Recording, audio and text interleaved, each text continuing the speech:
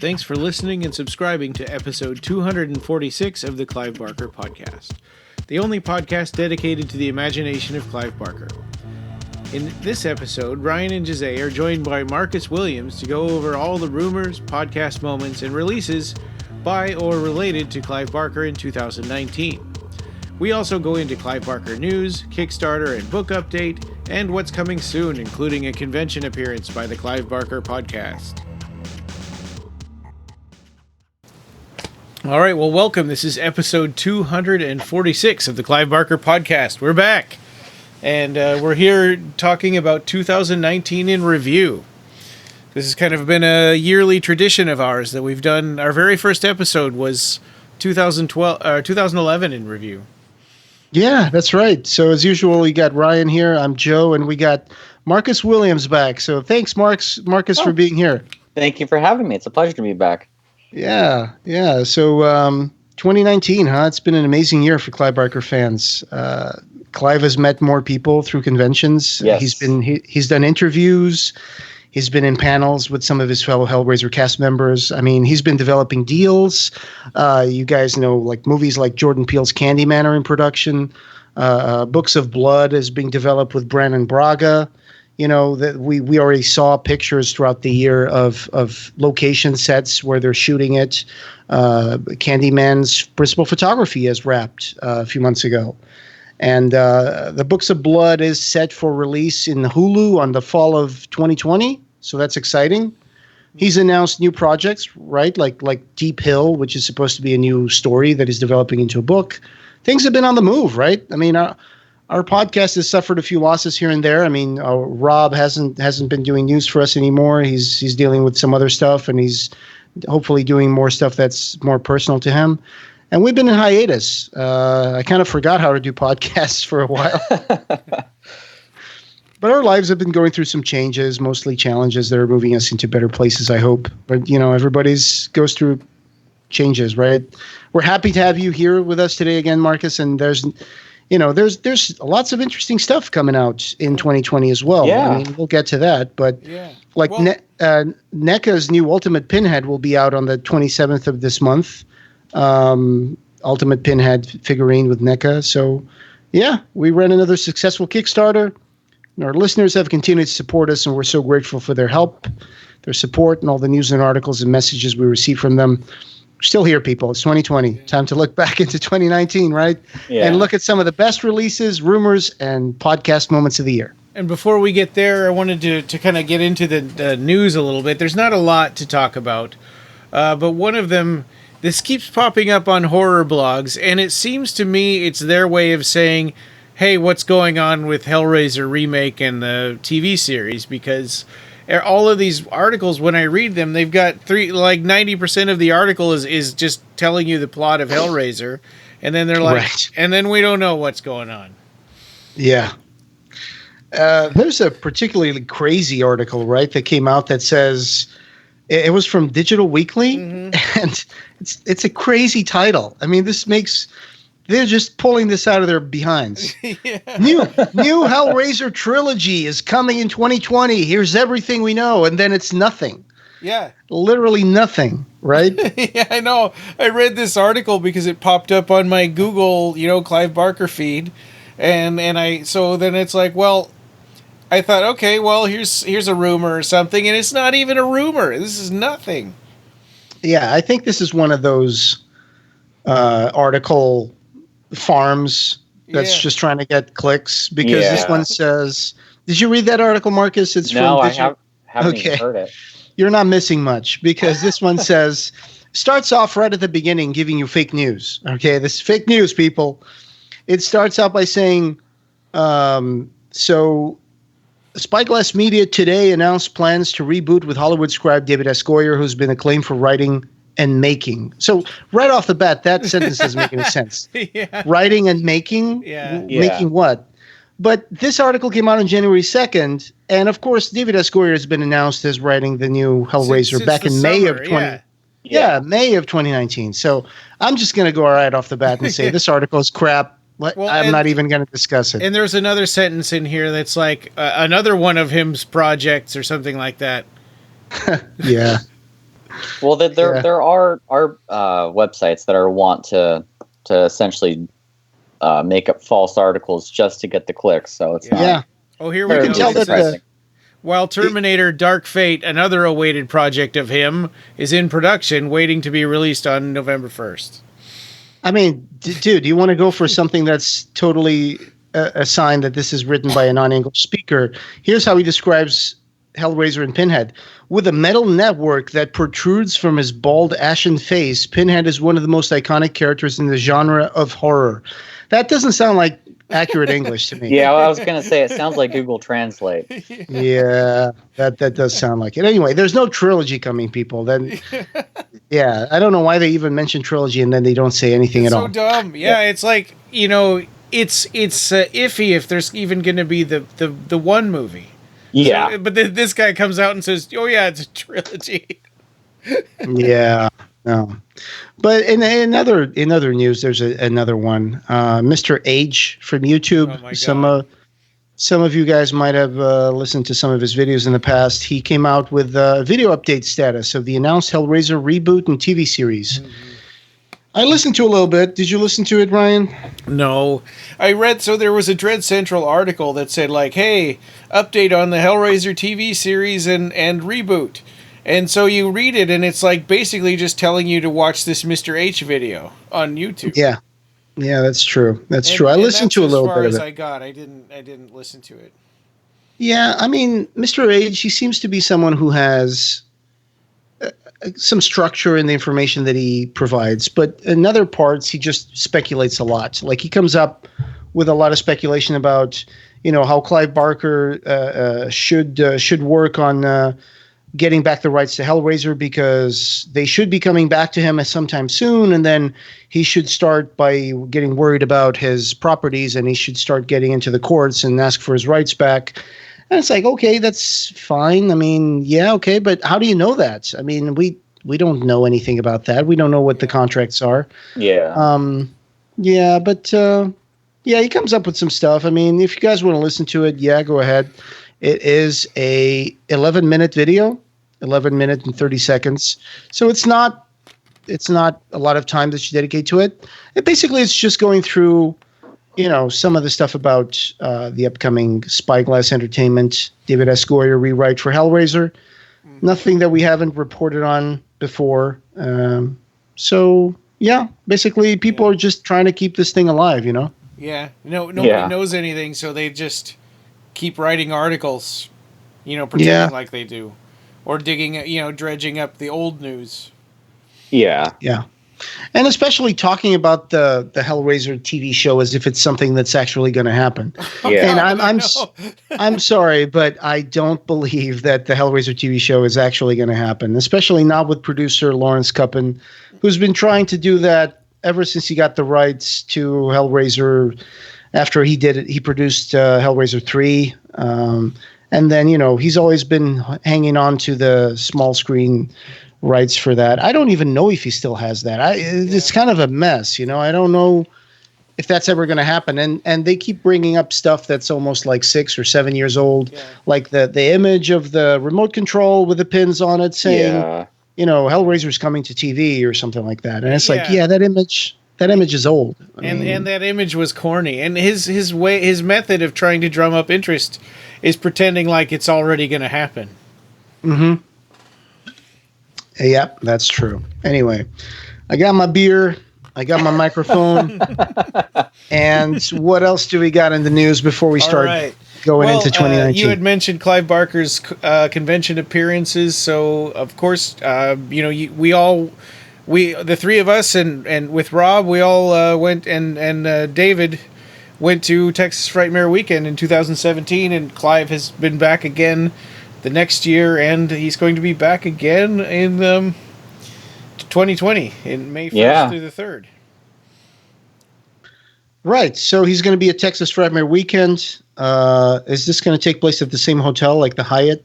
I think so. Yeah, I think that's right. It's probably, yeah. Are you going to go there, Marcus? Are you going to go there in May? Yeah. I have my tickets already.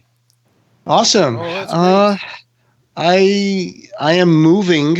One of the things I mentioned at the beginning is that we're going through some life changes, and I'm particularly in the throes of one. I am moving to Ohio. I'm moving to Ohio at the end of January this month. So by the time you hear this, I'll probably have all my house packed, and I'll be making plans to drive through the U.S., which is going to be an interesting adventure. Probably going to see a lot of interesting things like the world's biggest ball of yarn. Or, hey, this gas station looks like Smokey the Bear. So I'm probably going to blog some of that stuff. But yeah, so I will be moving to Ohio. So I'm going to be a little further away from Texas. So I don't know if I would be able to go there. It depends on how our situation changes, both financially and personally. Yeah. We're moving to get a better situation. So that's always the interesting challenge, is when you're moving to improve your life. Nobody wants to move back to their parents' house. Nobody wants to move to a worse situation unless you don't have a choice. So I would love to be able to go to one of these conventions again, man. When I was there in 2017, I got to meet you, Markus, finally in person. I got to hang out with Rob. I got to hang out with Ryan. We got to interview people like Kevin Yeager, and it was great. We were there. It was an awesome time, and that's why I really wish that you get the podcast band back together and do it again. But that'd be tremendous. Yeah. And now you said you're going to be there, so that'd be amazing if I could just find a way to sometime in May be able to go there. So we'll see how that evolves. And it's still a bit of ways away. So they also announced that they're only going to give out press passes to one person in a group. So okay. And maybe it was because of David going, press pass, sons of bitches, or whatever, and cutting in the lines and stuff. Vinegar Syndrome, I think that was. He really wanted that release. I forgot which movie it was. Press pass. It is pretty interesting though that being Clive Barker fans, that we had such a long period of having no guest appearances by Clive at all, to now the past year and a half that there's a plethora. There's so many that it's hard to keep track, and there's been so many times where I'll find out that Clive was at a convention or something after the fact, because they announced it so quickly. And right, yeah, that's true. So seems like that's it for the news. One piece of news that I found that I wanted to mention is it seems that Clive has filmed a segment for a queer horror documentary. Okay. That's going to be coming out soon. And what documentary is it? Do you know the title? I don't. I just know that Sam Wyman on Twitter posted that he has filmed a segment with Clive talking about queer horror. So. Oh wow. Oh, that's cool. All right. Soon. Let me see if I can find that tweet real fast. Clive Barker Info retweeted it. Okay, excellent. That narrows it down for me. Let's see. Twitter.com. It should be Clive Barker Info's first tweet. Oh, that's right, Jose. Cool. You like quit Twitter, didn't you? I did. Yeah, I did. That's what I need to do. Let me see. Let's see if we can find more information about this. Good catch there. Good catch, Markus. It says Sam Weinman. So he is at Sam Weinman. So that's WINEMAN. Today I got to talk queer horror with Clive Barker, a man whose boundary-pushing works paved the way for future generations of LGBTQ plus filmmakers. A true icon and a beautiful soul. I can't wait to share this documentary with you. So that's a great picture there with Clive. He's looking great. And looking forward to this documentary. Let's subscribe to Sam Weinman. Looks like it says director of Shudder's upcoming queer horror doc and at Quiet Room Film. Okay, fantastic. It's be on Shudder. This should be on Shudder. Yes, if you have you guys seen horror noir on Shudder? No, I've heard good stuff about that. Yeah. It is a fantastic documentary, and it's also a good plug for Clive Barker fans because they have a wonderful segment on Candyman. Oh, and excellent. And Tony Todd is in it, and it's just a deep dive into African American representation in horror, and yeah, it has a really wonderful, fairly long segment on Candyman. Wonderful. And if my memory serves correctly, I think they even slightly talk about the upcoming Jordan Peele's Candyman too. Right. Yeah, that should be coming out soon. I guess they said there was coming to come out. What is it? Fall of 2020? I'm not sure. I think they said spring of 2020. So we might be closer to Jordan Peele's Candyman than we think. Yeah. Yeah. So Horror Noir: A History of Black Horror, directed by Xavier Bergen. And it says here, delving into a century of genre films that by turns utilized, caricatured, exploited, sidelined, and finally embraced them, Horror Noir traces the untold story of Black Americans in Hollywood through their connection to the horror genre. Adapting Robin Mean Coleman's seminal book, Horror Noir will present the living and the dead using new and archival interviews from scholars and creators, the voices who survived the genre's past trends to those shaping its future. Cool. I mean, I know it's become kind of a joke, right? A running gag for like horror parody that, yeah, the black character is going to be the first to die, right? It used to happen a lot in horror movies. Yeah. And it's kind of a silly, unfair thing to do. Yeah. And then I remember watching Blackula for the first time. Yeah. You guys ever watch Blackula? No. Yes. Oh, you should. You should, Ryan. We should watch that. We should make a commentary track for Blackula. I don't know if it's mentioned in Clive Barker's A through Z of Horror. I don't know. I don't think so. Yeah, Blackula is awesome. So yeah, you should watch that. Markus is recommending that you watch Horror Noir on Shudder. I recently had a Shudder account, and just because of my moving and all this stuff, I've been shutting down some services. So I guess I did shut down Shudder. I think I might still be in the grace period until the end of the month. So I'll see if I can watch that. You shuttered Shudder. I shuttered Shudder. That's okay. I'll get back on it whenever my financial situation is better, as usual. Yeah.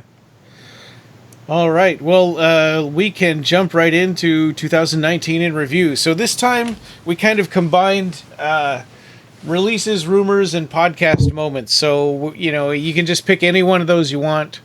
And who wants to go first? Well, I'll let our guest go first. Go for it, Markus.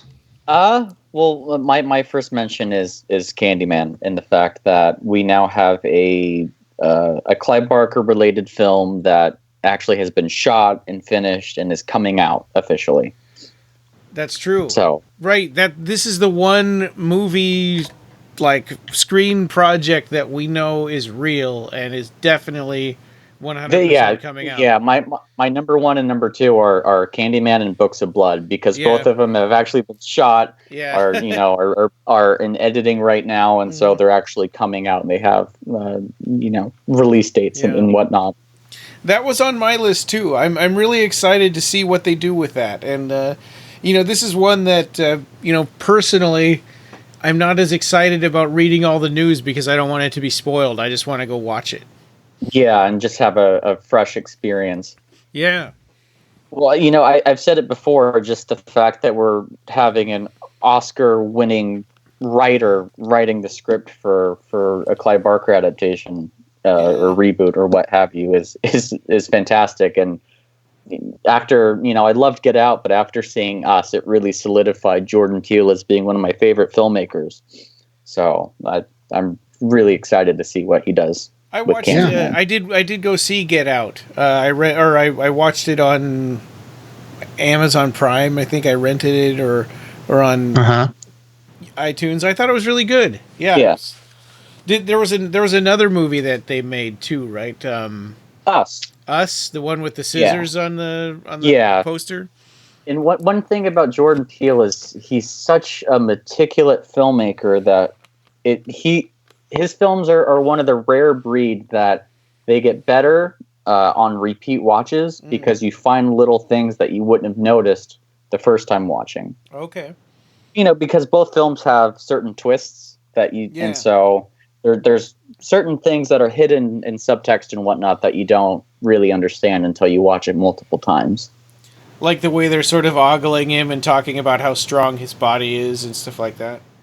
Yeah, and there's just like a lot of I haven't seen Get Out in a while, but there's a lot of hidden things about just like I don't want to get too much in spoilers, but about the grandparents and stuff. There's more hints that are infused throughout that you won't really catch until you watch it. There's a lot of visual storytelling in there. Yes. There's a lot of visual details, like when the girlfriend is eating. She's eating like some sort of cereal, and she separated the colored ones from the regular ones. God, I did not notice that.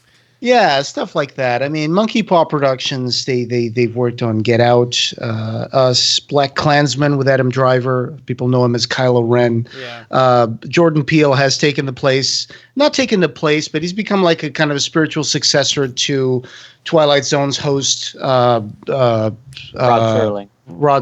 Thank you. I mean, they've been working with other things like other productions from his company are Lorena Hunter's Candyman and Lovecraft Country, which is another show that he's been producing. So, I love his movies, and I'm looking forward to this. There's a lot of stuff we know about it. We know the cast of it. It's going to have Yahya Abdul-Mateen as Anthony McCoy. It's going to have Tony Todd is going to probably be in there as Danielle Robitaille, or so they said. I mean, they've been keeping this a lot under wraps. And Rob was wondering if Anthony McCoy was baby Anthony. Okay, cool. That she rescued from the bonfire. Yeah. Yeah. Yeah, because Nia DaCosta, who wrote the movie, co-wrote it with Jordan Peele, and when Roosevelt, I'm sorry. They said it's going to be kind of a spiritual sequel to the original 1992 film. So, I mean, who knows what they're going to do, right? Yeah. It's supposed to take place in areas of the neighborhood. Cabrini Green. Cabrini Green, yeah, which doesn't even exist anymore. Yeah. But there's pictures on Twitter and stuff. We cover that as it came out, and so. That's interesting. A funny thing I found out about Yahya Abdul-Mateen is that he's not only an actor, he's an architect as well. Oh, wow. Yeah. Yep. He showed up in other movies like 2017 Baywatch, The Greatest Showman, and he's supposed to be portraying Black Manta in the 2018 DC Extended Universe. I haven't seen a lot of movies from DC. He was the villain in Aquaman. Oh, there you go. Yeah. Yeah. Okay. So I need to watch Aquaman. I haven't seen Aquaman either. I heard that one was pretty good, but I liked it. I love James Wan films, and so that was. I like his horror movies. Yeah. Yeah. Well, and I heard that there were giant crabs in it, so I have to see. Yeah, and there's an octopus who's playing drums. The last hour is just the most bonkers. James Wan going crazy with this huge budget and him just having all these visual gags that are so awesome. Interesting. I've kind of avoided it because I mostly don't like DC movies. Yeah. Okay. One film. Earlier this year, I was lamenting to a friend of mine that I'm just kind of sick of superhero movies. I was really, getting tired of it. And they recommended that I go see Shazam, and I saw Shazam, and Shazam is a really, really refreshing, really funny superhero movie. So if you haven't seen Shazam, I really recommend it. I did see Wonder Woman. That's like the only... Yeah, Wonder Woman's good too. Yeah. I thought the villain was kind of lame, but I liked Wonder Woman overall. Yeah, the first 2/3 are really good, and then the last act gets kind of shaky, but... Yeah. I watched Shazam on a very slow Sunday at my new workplace because whenever things are slow at work, they just play Disney Plus on a big screen. Yeah. So I ended up watching that, the Shazam. I thought it was really, really interesting. It was a refreshing take. They didn't take themselves very seriously. It made a very lighthearted movie. Yes, but it's got the heart in the right place. So I thought it was pretty cool. Yeah, and I have to say, I just looked up Candyman 2020 on IMDb, and I was looking through the cast, and I have an update here. I don't know if this is how accurate this is, because we know take what IMDb says with a grain of salt, right? Yeah. But it says that under Tony Todd, his character's name is Styx, Stix. So I don't know what sort of character he's going to have in the movie. It seems like it's not going to be Danielle Robitaille. Huh.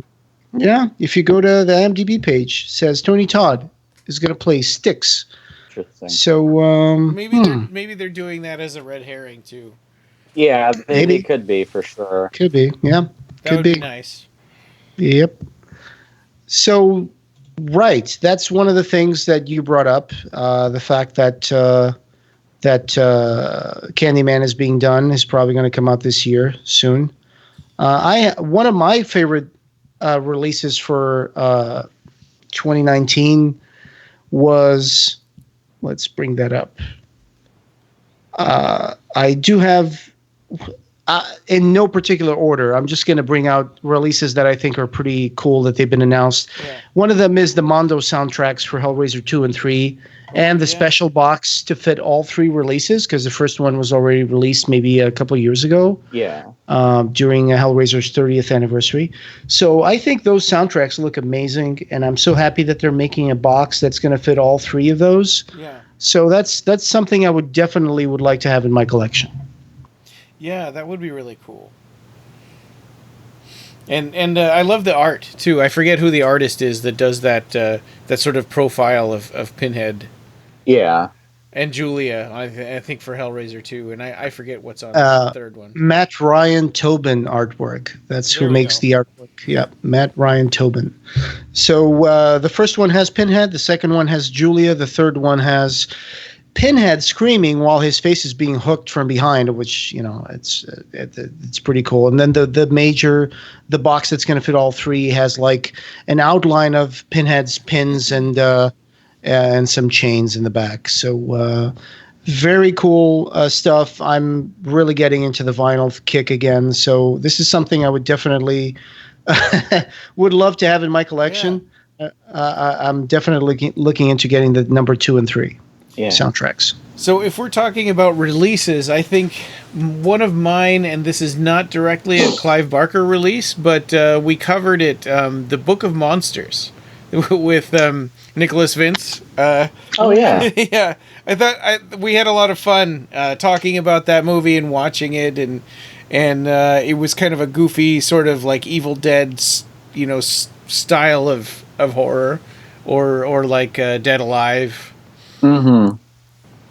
And I thought that was really great, and it was neat to be able, we branch out a little bit because Clive Barker's not putting stuff out as fast as he used to, so we branch out a little and look at stuff that Clive Barker alumnus like Nicholas Vince are doing, or Simon Bamford. Yep. We had David with us, right? David Sharp. Mm-hmm. He was doing the commentary track with us. Yeah. That was a fun. Watched it on Amazon Prime, I think. There were some interesting moments to that movie. I mean, a girl finds out it's going to be her like 18th anniversary or something, and then she discovers that a monster actually did come out from under her bed and take her mother or whatever. It's been a while since we've done that. I mean, when did we do that commentary? I forgot. I don't remember either. Yeah, but we're going back throughout 2019. So, Book of Monsters. Yeah, it's funny because Nicholas Vince shows up at the beginning of the movie, and then he shows up at the end of the movie. Yeah. So he leaves the house for his daughter's party, and then he comes back to find all hell is broken loose. Yeah, and he says, "What the?" And then that's. Right. That was fun. Yeah. That was a fun release. Who else got any moments from 2019 they want to share? Markus, I think it's your turn again. The Clive crashing a Hellraiser panel at Monster Mania convention. Oh yeah, that's right. I totally forgot about that. Yeah, cool. That was one of the things that I really wished would have happened when we were at Texas Frightmare. Sadly, it didn't. But just, getting, it's on YouTube if anyone wants to watch it, but just getting to see Clive, crash that panel and sit down for like 20 minutes and, talk and ruminate on stories and things like that was really, really nice to see. And kind of reconnecting with Doug Bradley. I mean, because they're such old friends. Yeah. And he announced the passing of Oliver Smith, which he did not pass at all. Yeah. He's like, oh, I heard Oliver Smith, he passed away. It's like, everybody was like super shocked, like, what? I was like, no, he didn't pass away, people. He's still alive. He had a heart attack, and he went through some health issues, but he's still very much alive. So he's going to be a part of Dark Ditties cast for a few more episodes, I'm assuming. Yeah. And one thing... Oh, sorry, go ahead. No, go ahead. I was just going to say one thing that I think Clive let slip during that panel that not a lot of people picked up on was that Michael Dougherty is working on the Nightbreed TV show, or that they're working together on that, which I was surprised that not a lot of media outlets picked up on. But and that's one of those things that Jose and I had heard, and I can't remember if we were not supposed to tell anyone. Yeah. So if the cat's out of the bag, I think we could. Yeah. Well, again, Clive says that on the panel, so that's Right. Yeah. But it gets like that. We had somebody that would talk to us a lot and tell us about what was going on back in the days of Seraphim, and there was so much stuff that's like, well, this is a secret, don't say it. Don't say anything about it yet. And very frustrating situation to be in, I tell you. Yeah. Yeah. So that's a great moment for 2019 Hellraiser reunion panel with special guest Clive Barker. It was at Cherry Hill, New Jersey, August 17, 2019. We might add that video to the show notes just as a memento of that occasion. So that was a cool moment, Markus. Great choice. Yeah. Oh, thank you. All right, let me bring up another favorite moment of mine. I particularly enjoyed the Abarat 1 and 2 episode discussion episodes that we had back in episode 218 and episode 236. We were lucky enough that Ryan, you got us Peggy O'Leary, who was a teacher in Alaska, and she was also featured in the Abarat companion book, right? What was the name of that book? But Beneath the Surface, I believe. Yeah. There you go, Beneath the Surface. So we got to discuss those books with Peggy O'Leary, and they were really fun to revisit. Abarat 1 and 2. Yeah, both of those are on my list as well. It's great. I hope we get to bring her back for Abarat 3 eventually. Yeah. I'm thinking in a month or two. We need enough time to reread the book, or for Jose to read it for the first time. That's right. You're in for a treat. It's the best one out of the three, I think. I am a Philistine. I have not read that book yet. Shame on me. I know. How dare I call myself a Clive Barker fan?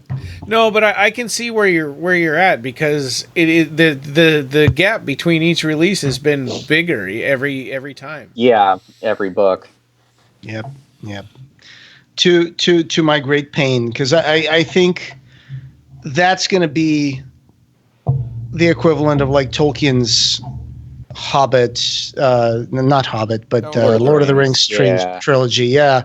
That's such a rich visual, a rich world-creating environment that Clive Barker created with the archipelago of the Abarat, which started out as the Book of Hours. And I want to see more of that. I want to see the whole thing. I want to be able to immerse myself into it. And that would be a prime candidate for a virtual reality game. Wouldn't that be the prime candidate?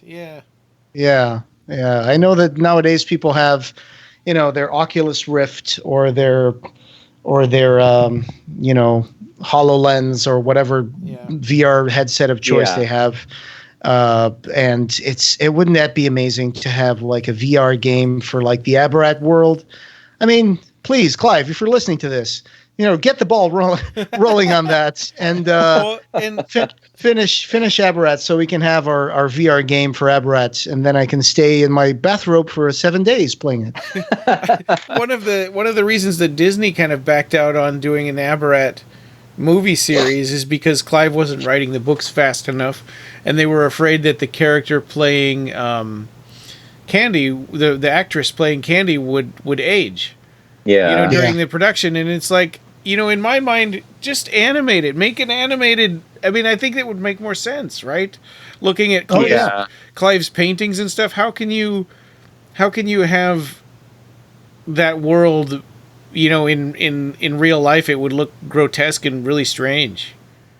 Yeah, like doing like a Pixar film or something. Yeah. Yeah, I mean, like the size of Casper Wolfswinkle's head, compared to his body, or there's just a lot of weird stuff that looks really cool in the paintings. Look, I mean, we've all three of us, we've been to Clive Barker's studio. We've seen the size of the canvases, okay? Mm-hmm. We've seen how easily they can be immersive when they're all together side by side. And you look at those canvases, you see the topography of the paint, you see the vibrancy of the colors, right? You see it just begs for you to touch it. It begs for you to walk into it. I want to walk into a Clive Barker painting. Yeah, that's why I brought up the VR thing. It's like, it would be freaking amazing. I just want to be able to do that. His paintings are like the carpet and weave world. Yeah, exactly. Oh, that's what a fantastic you're killing it, Markus. You're killing it. I would like to fall into those paintings just like Cal Mooney falls into the fugue in Weave World. Yeah. That would be a tremendous thing. I had a cheap VR set, and I just the other night I was looking at this video, which is a 360-degree immersive video that goes into a Dali painting,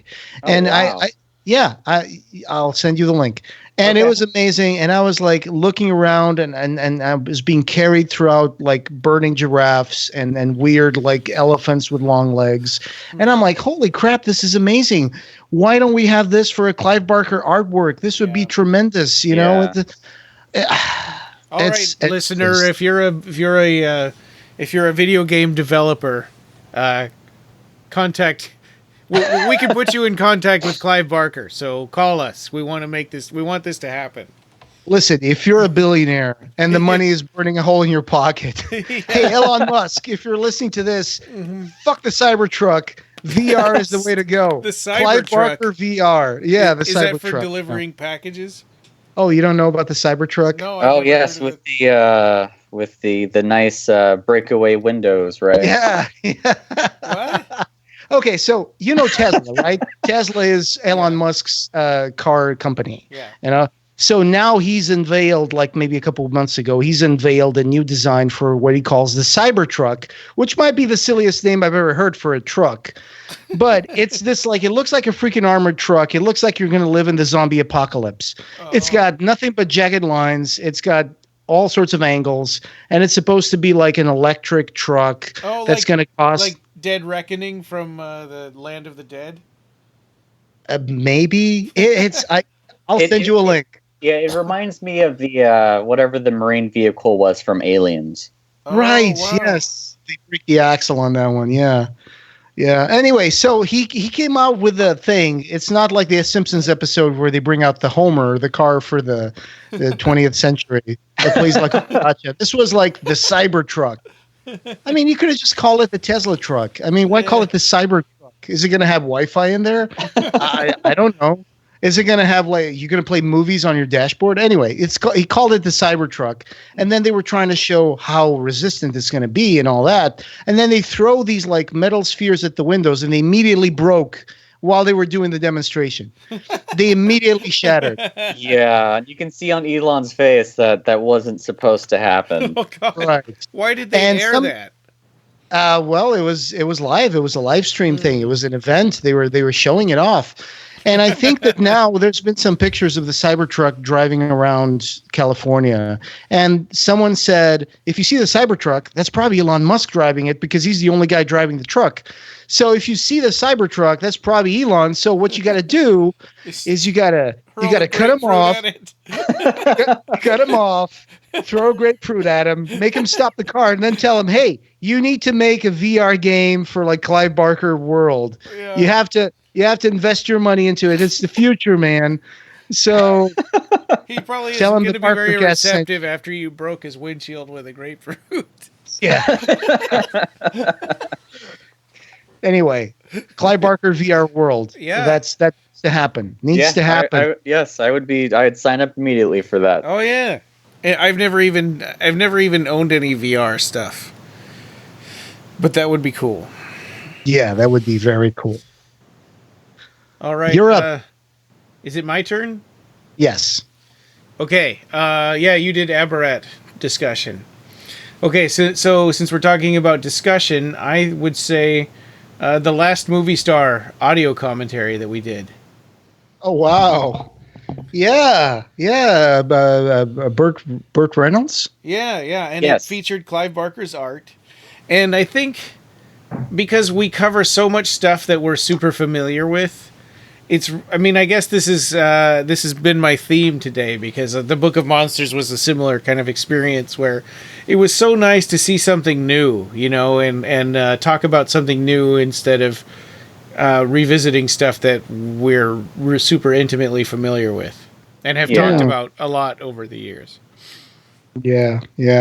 Did you watch that movie, Markus? No, I haven't seen it yet. I listened to the audio commentary though, but I haven't watched the movie yet. Yeah, if you get a chance, I mean, I do recommend watching it. It's a very touching movie. It was better than I expected. I'm not damning it with faint praise. It was a good movie. It was Burt Reynolds' last movie. Yeah, and it's kind of like a reminiscing of his career and stuff. Except it's bookended by this totally fictional situation where a movie star goes to what he thinks is going to be an amazing movie festival that's going to give him a lifetime award, and then it turns out it's just this very indie. I would call it indie, but it's basically just one guy trying to get him to come to a movie festival, basically screening movies at a bar in a small town. Yeah. But he kind of rolls with it, and I thought it was a pretty good movie. Okay. Yeah. And when we were watching it, it probably still is. If you subscribe to Prime, then it's free instead of the ones you have to pay for. Yeah. Right. Like you don't pay for Prime. Okay, but no, it's included with your subscription. There's difference. There's when you go on Prime, even if you subscribe, there are still things you have to pay for. Sure. Yeah, that's true. That's true. So you have to. How else are you going to differentiate them? I mean, you brought this up a bunch of times, but there's a difference.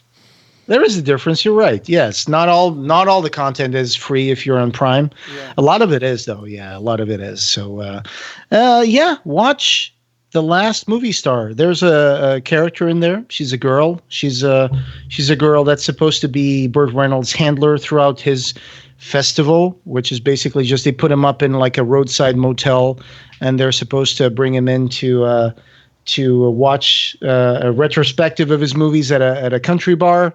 And then he's like, screw this. I came from LA for this. And then things happen, of course. And he comes to terms with the fact that he's no spring chicken anymore. And that's okay. Yeah. And then he hits a head against a TV and passes out. Yeah. There's a few moments in the movie where you think, oh, God, he's dead. But, he just... some bad stuff happens, but he's all right. Except when we watched the movie, he was already dead. So no, I don't. That was unfortunate. I don't think he was when we saw the movie. I think he died after. Oh, okay. I could swear that I thought he had died by the time we saw the movie, but you might be right. All right. So, Markus, what's your next one? Mine is the interview via Revelations, which was done was posted on the Revelations website. Yeah, January 4th, 2019. Wow. So right at the beginning of the new year, we were Out of the depths. Yes, we were given a really nice, pretty in-depth interview with Clive, which we don't get very often anymore. Mm-hmm. Yeah. Even though he's been doing all these conventions and stuff, we still don't get to really hear from Clive. And so, hearing about the projects and whatnot and everything he's been working on was a really nice way to start 2019. Yeah, that was a really nice revelatory interview, and it seems like in the early 2000s, those would come like every 3 months or so. Yeah. Yeah, and maybe now it's once every year. Yeah, if that. I like that interview because not only did he announce that he was writing a new story called Deep Hill.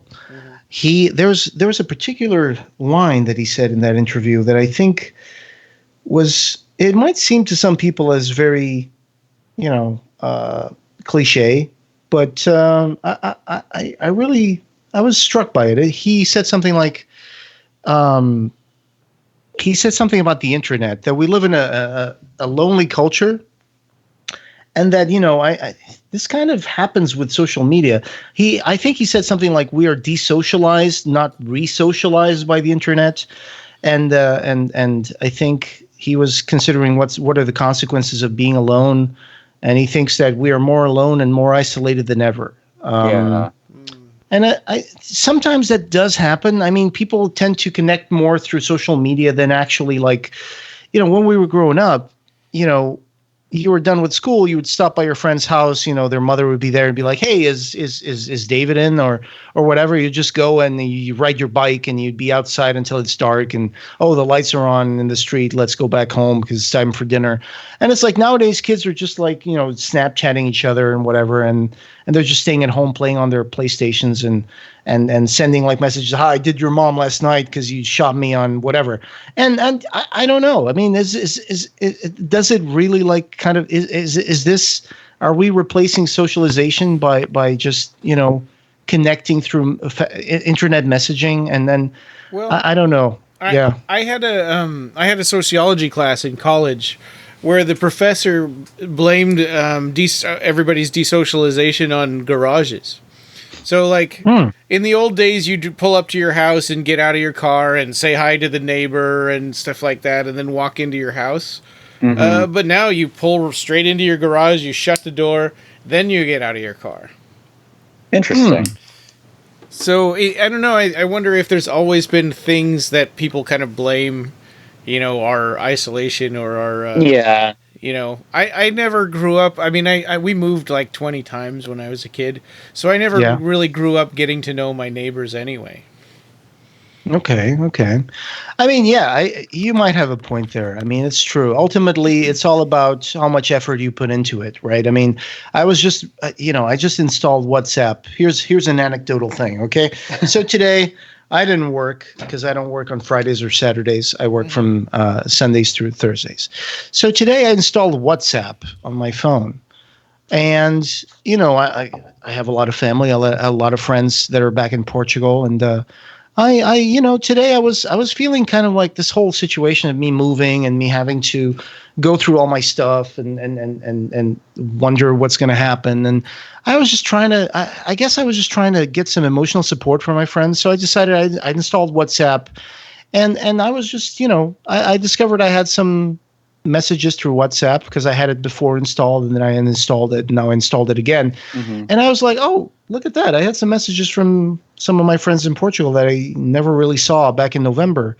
And I was like, all right, I'll call them. So I've been calling them and I spoke to at least a couple of friends today and I've been on the phone with them for like hour and a half each. That's really nice. Yeah, so that was fun. That was a reconnection, and it's like one of them's had a baby girl since I moved to the United States, and I haven't even been able to go back to Portugal since I moved here in 2013. So we were just catching up on that. He was telling me all sorts of things about his life, and I was like, that's the best. Ultimately, it's all up to you. How much you put into the effort of socializing with people. I'm so happy that you're here with us tonight, Markus. it's so good to connect with you and not just be like, oh, Markus posted something else on Facebook, I'll just like that post. And it's like that's what passes for socialization sometimes, and it's a bad habit, I think. And I don't know, maybe I'm just talking nonsense. I feel like this makes sense to me. No, I completely agree. And it's really nice to be able to talk to you guys. The only time I really get to talk to you guys in voice it is here on the podcast. And that is wrong. We should talk more. We should talk more on message and on the phone. Everyone has lives, and that's true. So the internet and technology is a blessing and a curse. As you said earlier, you deleted Twitter, and I want to do the same thing because it can be a really toxic place. Yeah. But on the flip side, I've met really, really nice people on Twitter, and on Facebook, things like that. So it had to do a lot. Yeah, it had to do a lot with like all this all this political crap on Twitter, all this like cancel culture on Twitter, and it's like, I'm not saying cancel culture is wrong. I'm saying that at least some of the stuff that gets started is done by the right reasons, but it's like sometimes people just kind of pile on, and it's like this mob mentality sometimes. And I don't know what cancel culture means.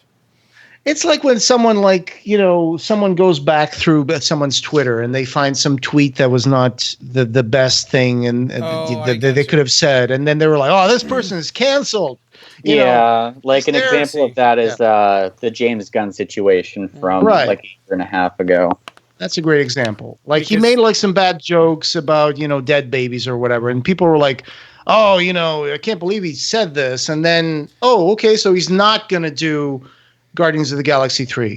And then he lost that job. And now he's back on it, apparently. But, for a while, you could have cost him his career. And, people have to be able to put things in perspective. I understand. And the same thing happened with Kevin Hart hosting the Oscars. I think it was like last year or something like that. Yeah. So, and there was a point where there was almost no host for the Oscars, and it's gonna be like, what the heck is going on? I think they actually just announced that because last year they didn't have a host because Kevin Hart was removed, and I think this year they announced that they're not going to have a host again. So, jeez. So I mean, I'm not saying Billy Crystal should host the Oscars until he's 90, but it's nice to have a host. It's nice to have like Whoopi Goldberg host the Oscars, Billy Crystal host the Oscars. I can't watch the Oscars. You just feel your life slipping away. It's like 3 hours of watching people clap for each other. Well, yes, that's true. It is basically, there's just like the Oscars. There's all sorts of award ceremonies for people inside a certain industry. I mean, there's even like there's all sorts of like award ceremonies like that. The Oscars just happen to be the one that, I mean, California is the 7th largest economy in the world because of Hollywood. Nowadays you make a successful movie, it can reach $1 billion in profit. So I will say that the one year that I loved the Oscars was the year that Jordan Peele won for Best Screenplay for Get Out. Yeah. And then Guillermo del Toro won for Best Picture for Shape of Water. And it was so nice to see genre films being represented on such a public and well-renowned platform. Because they used to look down on them. Yeah, I mean, like when Silence of the Lambs was nominated, they try to not categorize it as a horror film. Yeah. Because it's always been looked upon as like a gutter genre. Yeah, right. It's a dramatic thriller or something. Yeah. So another thing that I want to bring out from that Out of the Depths interview that you brought up as one of your defining moments of 2019 is when Phil and Serra asked him, you've been much more public of late with a return to the large-scale conventions after a long time away. And Clive said, Let me comment on that, if I may. There may have been certain people who have known me who decided that they would give up on me, if you will, and they started to pass the rumors around that I was very, very sick and that I would not live, or that I was incoherent. My mind had gone as a consequence of the sickness I had, and that I would never write again or create again. And a number of other unpleasant rumors, none of which are true. And nobody knows that better than you guys. It's been a long journey to get healthy, and that's why it's important to know, for the world to know, that what made me sick in the first place. And then, we were talking about this a little bit before we started recording, and I made a list of all the conventions that Clive did on 2019, and some of the appearances were, starting with Days of the Dead in Atlanta. That was January of 2019. Then he did Motor City Nightmares in Milford, Michigan. That was April 26th through the 28th. He did Monster Mania Con 43 that you talk about, where he crashed the Cenobite Actors panel. Yeah. Cherry Hill, New Jersey, August 16th to the 19th. Right. And then he did Charlotte Days of the Dead, September 27th through the 29th. And then he even went to Spooky Empire in Tampa, Florida on October 31st. So, it's 1, 2, 3, 4, 5. And now he's already announced that he's going to be in Texas Frightmare Weekend on May of this year. So it's great that Clive is reconnecting with his fans. It's great to see him travel with giving people an opportunity to buy his artwork, buy some of the stuff. I mean, you were there. You bought some of his artwork a couple of years ago. Yeah. And you bought a couple of pieces. Yeah. Like I said earlier, it's crazy that we've gone from Clive not doing any appearances to so many that you can't keep track. Yeah. But and getting to see, fans online, talking about their experiences. And I don't have this on my list, but one of my favorite things that I did see coming out of the conventions, I don't remember the fan's name, but she had Clive put his signature on her arm, I believe, and she got it tattooed. And the next day she showed him, and I think she asked if he could draw her something for another tattoo. Mm-hmm. And he said, "Get me a pen and ink, or get me paper and ink." Yeah. In a brush. And she did. And he drew her this really beautiful thing. And it was just so nice to see that Clive got that personal. And there was another video from a fan who posted, he asked Clive for advice for writers. And, Clive gave him a bit of time and gave him some advice. And so, just to see those small interactions through fans' eyes. Writing advice, really nice. Yeah. Yeah, because the Texas Frightmare Weekend was quite a bit different at that time when we went. It was Clive's not feeling well. So, just a signature, no chatting and no personalization. Yeah. So, I'm glad to see things are easing up a little bit and that he's, obviously it's a sign of him feeling better. Yeah. I want to ask you guys, I think I'm up next. So did any Imaginer volumes come out in 2019? I think the last one to come out was Imaginer Volume 6. Yeah, Imaginer Volume 6, I believe it shipped out in December of 2018. So, it's kind of on the cusp of whether your copy arrived in January or not. And so I was on the fence of including that because I couldn't remember if I wanted to if I had received it in December or January, but I didn't put it on because it shipped out in December of the year. Well, that's interesting. I didn't realize that a whole year went by without Imaginer books. Neither did I. But I think it's because we got the 2 updates on 7 and 8 that I didn't think about it too much. Yeah. So, and we're gonna do a series on the Imaginer books for this year. Do you want to join us for those? I would absolutely love to. All right. Yeah. Wonderful. I was kind of counting on it because you're our expert on Imaginer books. So I was really hoping you would. Oh, no pressure then. Yeah. In fact, before we started this, I was reading your latest review that you did back in 2018 on May. You made that Flesh and the Forbidden, A Marriage of Heaven and Hell, and Imaginer 5 review. And yes. I might just put that in there. Just even though this is 2018, I might just put that on the show notes, just so people can go back and read that. And looking forward to you reviewing Imaginer 6. That should be a treat. Yes, as you can tell, my reviews are pretty lengthy, so it takes a while. So I haven't been able to get around to it yet. But Absolutely, you got it. I want to bring up a moment from the podcast that I had a lot of fun with. It was a very sober but very informative interview that we did recently with Jeff Brower. He was the sculptor who worked with making some Hellraiser Screamin models for Screamin products. So that was a very cool return to making interviews with people. And I thought that was a good moment. We had Ed Martinez join us as well in the interview, and it was very fun to talk to Jeff Brower and hear all the behind the scenes stuff about Screamin products, because I didn't know almost anything about that company, even though I have one of the models. So that was a great episode 243. And if you haven't listened to it and you're listening to this one, I do recommend you go back and listen to it. It's really good.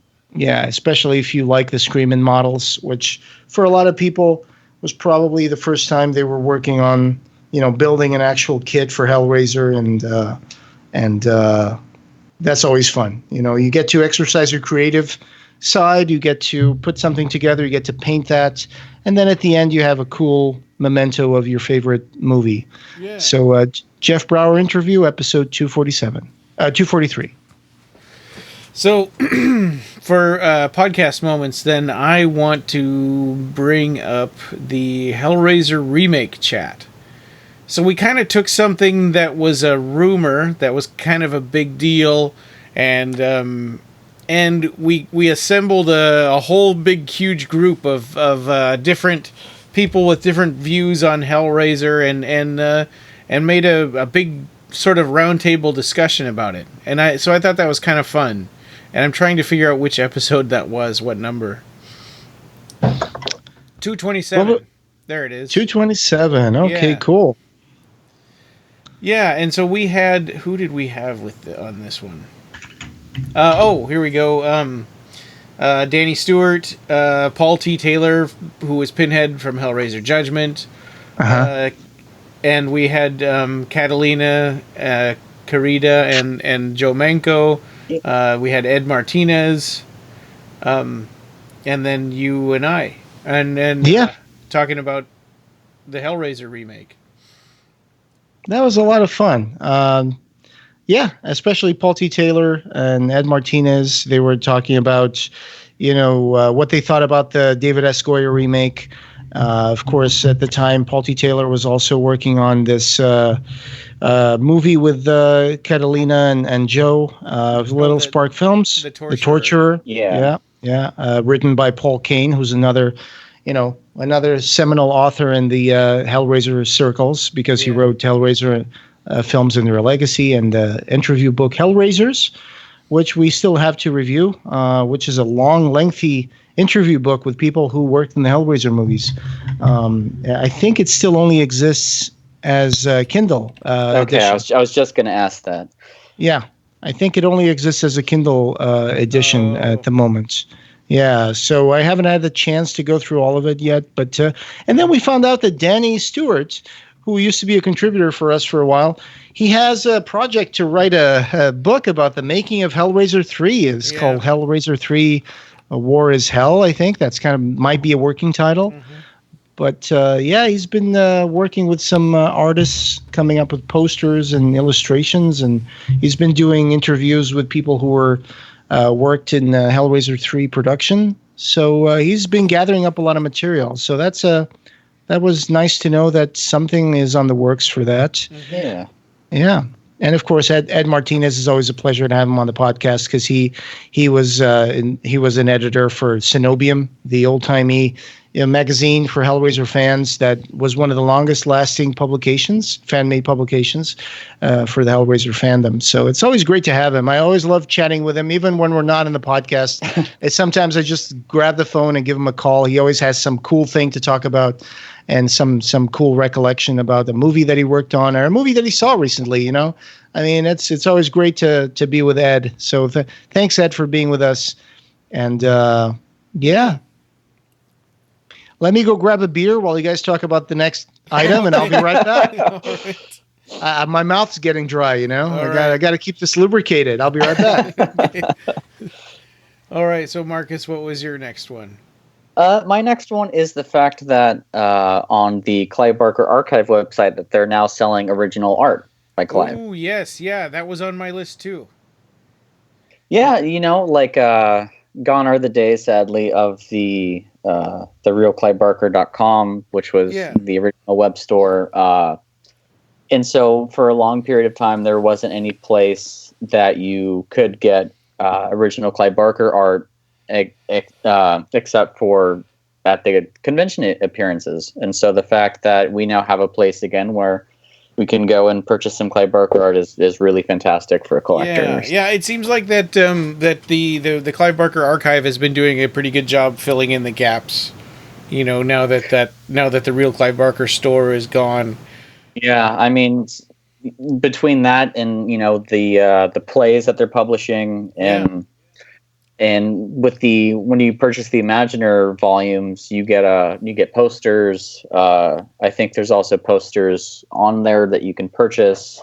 They have the notebooks, which are really, really beautiful in person. I don't know if you have any of those or not. Oh, I think no. You know what? I have Thief of Always journals. Okay. That were donated to us for the Kickstarter. Those are. I think those are from the real Clive Barker store. Yeah, they are. They are. The ones from the archive are really, really, really beautiful. So not only do you get like a high res scan of the paintings, so the detail is really clear, but the binding, like the thread and stuff that they use are like color coordinated for the paintings, and they're really, really nice notebooks or sketchbooks or whatever you want to use them for. And they're really cheap too. I think they're only like $4, something like that. Oh wow. So what are we talking about, guys? I'm back. We were talking about art auctions at the Clive Barker archive. Yeah. I mean, those are great pieces. I got some pieces this year, I think. I got them through Russell Charrington because he was selling a lot of art. I think he's working right now on a Metallica interview documentary or something like that. Yeah, he's making some sort of... Yeah, he just got finished interviewing, I believe, Lars in San Francisco. Oh, so wow, I know that he's been selling a lot of his collection to help fund this documentary. Yeah.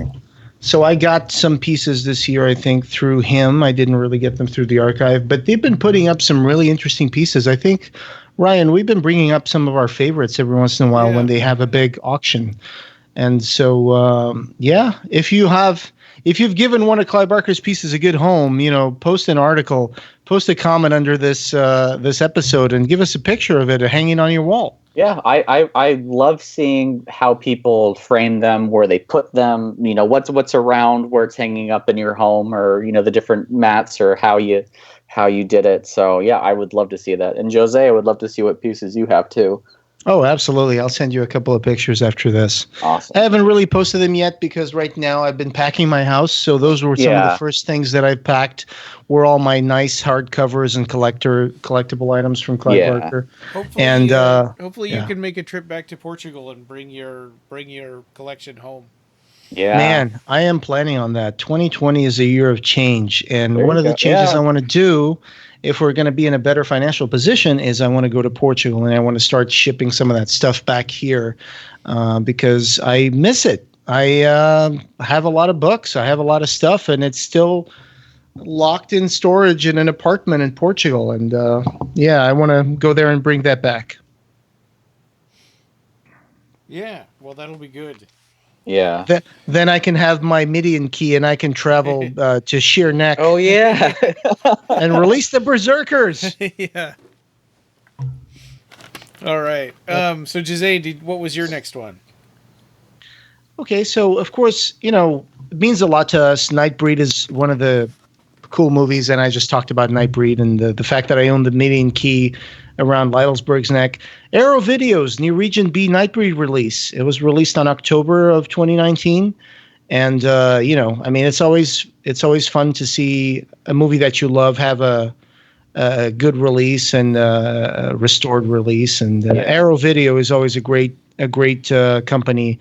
They do they take great care in their releases. So I hope if you're listening to this that you have an Arrow Video Nightbreed on your shelf, and let us know. Well, and this is a huge thing for Occupy Midian too, because when the director's cut was announced by Scream Factory, some of us were really happy, and then other people were like, well, what about us? What about England? The movie was filmed here. Why aren't that was very important. Why aren't we getting our release? And that was in 2014, so it took 5 years for this movie to get over to get an international release, just because of rights negotiations. And at first it seemed like also Revolution Studios wasn't interested in selling those rights or releasing Joe Roth's Revolution Studios, like they didn't have any plans to use Nightbreed for anything or release that it's just free money for them. I don't know why it took so long. Easy money. Yeah, easy money. I'm sure this was a very successful release. So finally, one time Simon Bamford told me he had never seen the movie ever since he saw it in America when it was released, because the only DVD he had was a Region 1 DVD, and he couldn't watch it in his equipment at home in England. Yeah, he said that, and I was like, "That's on our podcast." That's crazy. You said after the show you were going to teach him how to burn copies of the. Yeah. Luckily now he doesn't have to anymore. Now he's got it, and it was frustrating during Occupy Midian. That it was only going to come out, but it was only going to come out in Canada and the United States. Yeah. And some people on the group Occupy Midian, they were saying, "Well, why don't you guys just get a Blu-ray region free equipment?" And some people were like, "Hey, I'm not made of money. I'm not going to buy another Blu-ray player." Or they just get indignant and say, "I shouldn't have to do that." Right. I was supporting this movement, and it's like now I'm left out. Yeah, there's always going to be people who are going to be complaining about something, whether it's, I still haven't seen the Cabal cut, or, mostly it's the Cabal cut that people now still want to watch. Yeah. And it's like, well, ever since it leaked on the internet, you will look it up. It's leaked on the internet. You can probably, if you're crafty, you can probably find a copy and download a copy of the Cabal cut. Well, but now you have a legal way. Different versions of that. I know there's like 8 different versions of the Cabal cut, because it was always a work in progress. And it was the ultimate Cabal cut that was supposed to be on the works, and let's not get into that. Yeah. But that never happened. So people always going to have that that pie in the sky thing, like, oh, I have the director's cut, but I wish I had this cut. Yeah.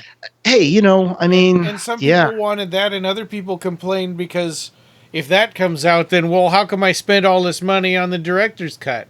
Yeah. And so it's like everything is, it's like nothing is ever good enough or something. There's always some kind of problem with. Yeah, like when the Ultimate Cut was first announced, people were complaining of like, oh, I spent this money on the Cabal cut through Seraphim. So. Yeah. And it was supposed to be exclusive, and now people are going to get a better copy than mine. And why? Anyway, people, the Arrow Video released a Region B Nightbreed release for the director's cut. Who knows what the future may bring? That's my whole point. It's like maybe another year or two from now there will be a Cabal cut. I don't know. Yeah. But it's like never say never. Be happy with. I mean, God, we waited 20 plus years for the director's cut to come out. Be happy that Be happy for Clive Barker and for the, and that finally, the fan movement created something that actually made this happen when Morgan Creek wasn't interested. And, like I said, maybe it will come out at one point. Maybe the Cabal cut will eventually come out. Maybe sometime in the future, someone will say, well, there's more footage that now we can create a different cut. And I mean, but at that point, it just becomes like another fan edit. I mean, what matters is the director's vision. But for some people, they're just completists. They want to have whatever, Well, and how many? also for some of us, that watched the Cabal cut and were part of Occupy Midian, that's a whole nostalgic thing that's separate from the director's cut, because it reminds us of the journey that we took. And I think that's the thing that kind of got lost in all of this arguing and fighting over versions and stuff. And it's like, it's not a replacement for the director's cut. It's a moment in history, I think, for Nightbreed. I think that should be documented. Good things come to those who wait. Yeah. Never say never. The future might bring us more stuff, and it might even bring us different things that we never thought we were going to know about. So it's great. It's great that the Region B came out from Arrow Video, and now people can watch Nightbreed as intended. And, all the people who were angry, now finally you've been vindicated. Finally you have a Region B Nightbreed release. Yeah. That's a good thing. Yeah. Yeah. And, Occupy Midian's mission is kind of done. I mean, now at this point. Yeah. Yeah. So my next one, I'm going to say Deep Hill. And there's not a whole lot to say about it because we don't know squat about this book. I mean, I think it was inspired by Clive Barker's visions that he had while he was in a coma. Yes. And it was originally titled Scare Baby, and there was a premature release date on Amazon for a while. You used that as an April's Fool gag at one point? Yes. That's right. I said it was a hardcover of the Scare Baby poem that's only one page long. But that fooled. I mean, like, nobody said, wait a minute, this is haha, It's April 1st. Yeah, nobody said that. Everybody was like, oh, really? Yeah. Oh, that's interesting. Oh, here's some Clive Barker news. And it's like, that would be one page of a hardcover with an introduction and stuff. Yep. Okay. Hey, can I just bring up an honorable mention for a release? I just want to say, since we were talking about Nightbreed, don't forget, NECA put out a 8-inch clothed action figure of Dr. Decker. Yeah. So that was cool. That was like in February or March of 2019. And, I guess it went under the radar for a lot of people. But it did come out. So that was the only thing they brought out from Nightbreed, I think. They didn't do any Cabal. They didn't do a Lori. They didn't do a Narcisse. They only did Dr. Decker. Yeah, and it's amazing that we got Dr. Decker, and I don't want to complain. But at the same time, it's like, I would just love to see a line of Nightbreed stuff. Decker was like, I mean, it's a movie full of monsters, and Decker was the human bad guy. Yeah. But that's okay. Nightbreed is getting attention is definitely a good thing, and maybe depending on how well that Decker sold, would determine whether they continue on with other figures. I hope so. That thing was like super detailed. It came with a little briefcase with the knives inside, and it was like I was looking at that thing like, holy crap! My mouth is watering on this thing. I need to get one of those. And NECA figures are not expensive. I mean, I was surprised because I started collecting NECA Godzilla stuff, and their nice. They're not expensive at all, and they're really nice. I think they're my favorite ones. It's still available on Amazon as we speak. It's $37.24 Prime. So, like you said, not crazy expensive. Yeah. It's not like other figurines that you might look. And it's clothed. It comes with a little suit. It's got buttons on it. It's crazy. It's got a little tie and a shirt. Yeah. That thing is like 8 inches tall. It looks great. It looks great. All right. Was that your turn then? I don't know. I think I just jumped in and said it anyway. All right. I think it's Marcus's turn. Okay. So one of my things that is probably the only physical release of Clive's that came out in 2019 was The Painter, Creature, and Father of Lies, the new edition. which I really enjoyed because not only did it have new writings, essays and forwards and whatnot that the original edition didn't have, but it also had new artwork, and it was signed by Clive for only $24. Which That's amazing. Yeah, I got one of those too, and I haven't really taken the time to page through it though. It's really nice. Just as a book collector and a completist, you hear of all these books that aren't related to Clive that he did a forward for, an introduction, afterward, what have you, and you want to be able to read those pieces, but you can only read them purchasing a limited edition signed book by another author. And we did read the first version of this that came out, and we talked about that on the podcast. But then when this new version came out, I never took the time to look at what's different about it. Or I just want to bring up, it's still available to buy at the CliveBarkerArchive.com. Yeah, and signed still. Yep. So I mean, that's probably not in the first 500 copies, but it's still available there for $24. Yeah, and I think one of the cool pieces is that it has a introduction to the Books of Blood that was previously unpublished by Clive. That's in there. And just being a book collector, all these different books that are signed by Clive that are limited edition are always so much money. They're from $50 to $200. And you're just buying it for the introduction. Yeah, pretty much. Or, whatever is the bonus material. Just the fact that it's only $24 and it's signed and it has new material that hasn't been published before is really great. Absolutely. Good choice. And it's still available, probably not signed anymore, but for $24 you can get a revised edition of The Painter, the Creature, and the Father of Lies at the Clive Barker Archive. All right. I would say my next one would be the commentaries on the Dark Ditties.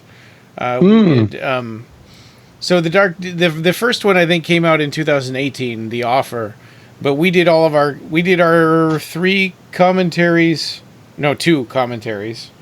last year. 3. We did episode 212, 214, and 216. It was The Offer, it was the second one, Mrs. Wiltshire, and it was the third one. Yes, okay. Crap. What's the title of the third one? Lori's going to kill me. I want to say Finders Keepers, but Finders Keepers. Oh, okay. Yeah. Markus for the win. Yeah, there we go. Yes. Yeah, that was fun. Yeah. Lori's been Lori Markle-Bichet of Simon Bamford Fans.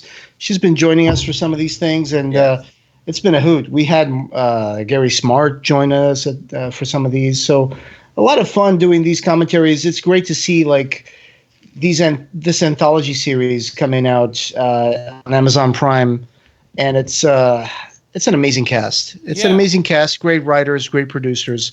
Good job all around. And probably next month we'll be getting back to commentary The Witching Hour, which is episode 4. Markus, have you watched those yet? The Dark Ditties show? I have not yet, no. Oh, okay. Yeah, I mean, it started out, for us, it's like, the people who made the Hellraiser documentary are making a movie, and it's got Hellbound cast reunion in it. So we watched that, and then we were kind of hooked on it and started watching them on their own merits. You are missing out because what's the name of the guy who played Chenard? Oh, Jesus Christ. Kenneth Cranham. Yes. Okay. There we go. He plays Maximilian Benoit. He plays this millionaire kind of mobster who's got this whole situation going. And The Offer is kind of like it's like this weird show where people are invited to come in and they're promised to get this fortune if they go through a night at this old mansion. And then it just goes. Things go to a direction that people are not expecting, and there's all these characters dying. It really started, to me, the writing really started becoming a lot better on the second one, which was Mrs. Wiltshire. where Simon Bamford plays an amazing tour de force. He plays like this. He plays like this lady who's like stuck in this house, and she's basically homebound, and she has a very like tortuous story. She was married to a man who didn't treat her well. She had a son who might have suffered some accidents, and I'm not going to spoil anything because you really need to watch it. Yeah. Mrs. It's Wiltshire, on my list. yeah, Mrs. Wiltshire, one of the best episodes. I cried watching that episode. I mean, I cried.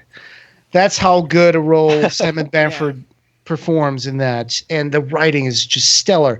And then you have Finders Keepers, a little more on the lighter side. Yeah, it's a little more light.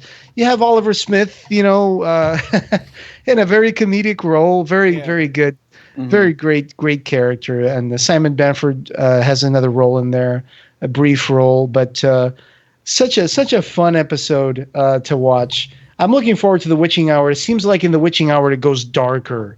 It goes a lot darker, and well, kind of. Yeah, you'll see. I mean, have you okay. watched it yet? I haven't watched it yet. No. So I'm just going by what I hear from the synopsis. Oh, okay. And okay. So it's going to be more like a ghost hunting thing, right? Yeah. Yeah. Okay.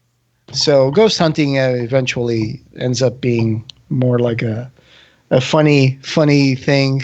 I mean, I know I've watched shows about Bigfoot hunting and ghost hunting on TV, and usually it's just a bunch of people doing goofy stuff. Yeah. In night vision.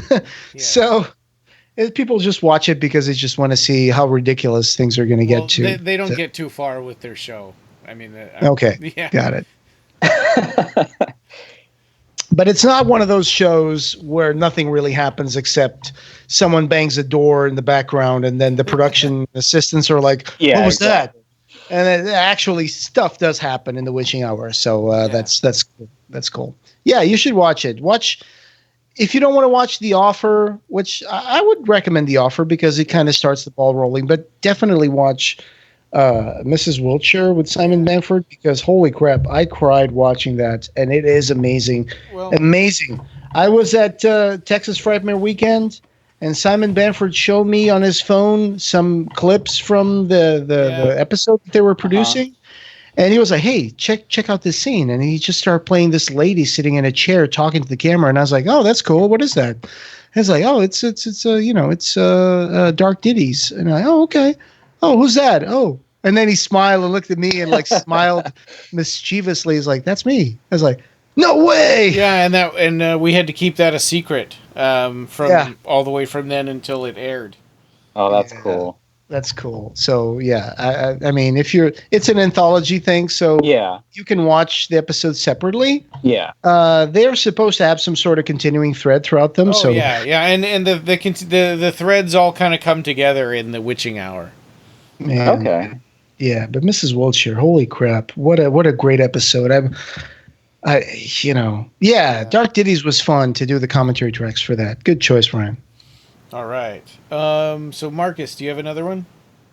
Well, I guess Imaginer 7 and 8 being announced. I mean, even though they haven't been, they weren't published in 2019, but just the fact that that it was announced, that we know that we're gonna have Imaginer, the actual words, completed on a bookshelf. Yeah.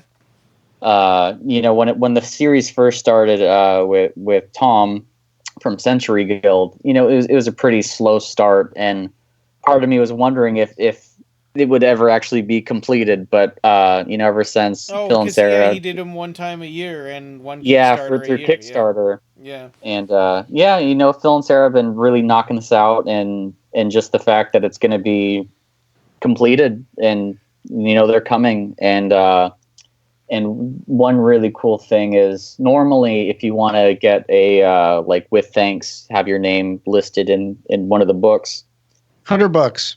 Yeah, now it was only 100. Like usually before it was I want to say 300 or 400. Oh, really? Yeah, to have your name listed, and so for volume 8 it was only $100, which compared to the other prices, isn't too terrible. So Now they got the. And they did it separately. So because you can't pre-order number 8 right now, but you could.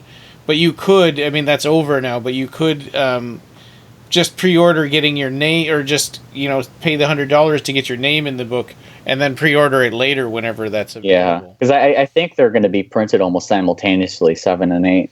Oh, really? Yeah, that's what the pre-orders are still up for 7. Yeah.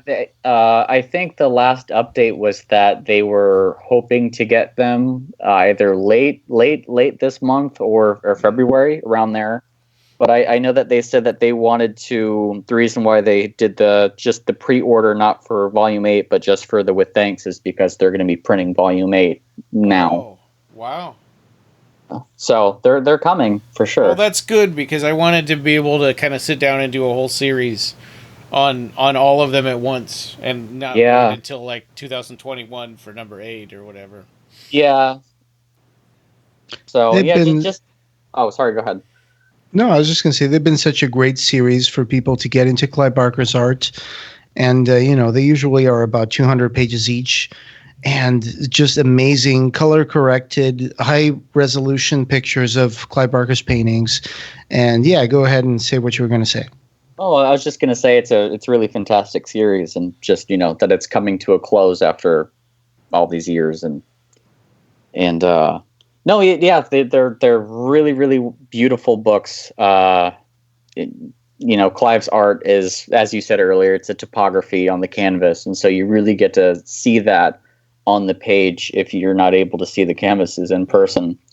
But one thing that if Phil and Serra are listening, just seeing Clive's work at the conventions and stuff, in pictures or videos that he's doing now, is just the smaller works on paper. And now that Imagineer's done, it'd be really awesome if we also got another book, or maybe another series of his more recent works, of those smaller pieces on paper that he's been doing. Well, and then they could kind of make that their own, because Imagineer wasn't their idea. Yeah.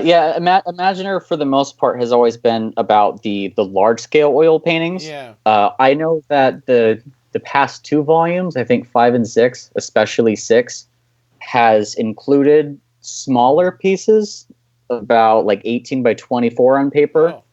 But Clive, he's nonstop in his output of art. And so just to have, that continuous catalog of being able to see pieces, because as far as I know, the only way that you can see the art he's been making recently is to purchase at a convention. Yeah. And so and he had kind of taken a break from canvases, because after the coma, he was having trouble standing up for very long. He couldn't stand at a canvas long enough to paint something. Which and also might be having an effect on the Abarat series. Yeah. Well, yeah, that's one of the things, is his art style has also changed a lot. It's a lot looser. A lot of the pieces are a lot darker. If you look at the pictures from the booths he has set up at conventions, you can see paintings of Caspar Wolfswinkel and Mater Motley and Christopher Carrion that he's been doing for books 4 and 5, and they're a lot looser. Yeah. And they also look a lot darker in tone. And so it's interesting to see the progression in his art style. But yeah, I think that's one of the things, is getting the artwork that he's producing now to match the large canvases that he used to produce. Well, that's also interesting that he's been continuing to work on paintings for Abarat 4 and 5. I think people would love to hear like some kind of an update on those. I mean, we hear that all the time, and it's like we don't know what to say. I mean, yeah, I think Deep Hill is kind of. I think the last thing that Phil and Serra said is that they have a typed up version of Abarat 4 that Clive needs to go back to. I don't know if he needs to do more rewrites or what draft that is, but he's right now focusing on Deep Hill before he goes back to whatever version of Abarat 4 that he has right now. Yeah. An open letter to Phil and Serra. Okay, I remember when they said Imaginer was supposed to be an 8-book series because it was one book for each of the letters in Imaginer. Yeah. What I propose is 8 more years. So you can make Imaginer of Worlds. That's 8 more books. You can do it, Phil and Serra. I believe in you. I don't think my bookshelf is big enough for them all to sit next to each other like that. Yeah. I think the actual shelf itself might break from all the weight of all those books. Oh, what a sweet break it would be. But I just mean like sweet heaviness. Bring it on. 16 books of Imaginer. Imaginer of Worlds. That's 8 plus 8. I second that. Just as a huge fan of his art and wanting to be able to see all of it and knowing that, he's been continually painting and stuff, and that you can't, there's no place to really see the new works, that I would love either a continuation or a second series. Imagine he's got art so much by stuff. Clive Barker. Okay, now that's just silly. Anyway, so Imaginer 7 on pre-order right now at the Clive Barker Archive. Yes. Regular edition, limited to 1,000 copies, hardcover 10 by 13 inch, Smithsonian, square-backed with black head and tail bands. Also includes A4 mini poster, which I think has been a thing since Imaginer 1, right? Yeah. Yeah. And you and I will be getting Imaginer 7 as soon as you have a mailing address. That's right. Ohio. In Dayton, Ohio, Yeah. which I'm looking forward to living in from Arizona. So what is your timetable for that? February. I am moving to Dayton, probably getting there around January 31st or February 1st. And, it's still in flux. So That's only a couple of weeks from now. I know. I know. I don't know. What are you going to do, Jose? I don't know. But I know things are changing for the best, so that's what matters. All I will say is give yourself plenty of time, because you're driving, right? Yes. Yeah, give yourself plenty of time to make that journey. Just because unpredicted things could pop up. Yeah, it's probably going to be 4 nights on the road. Spending nights with 2 cats, 1 wife, 2 cars full of stuff, and a lot of dreams on the way. Yeah, I did a similar drive from Wisconsin to California in a U-Haul with 3 cats. Whoa. And I did that in March, and it was only supposed to be like 36 hours, so we just figured maybe 12 hours a day. Yeah, optimistic there. Yeah. Yeah, and we for the first 2/3 we did really good, but right when we got to Nevada, we were just hit with snow, and the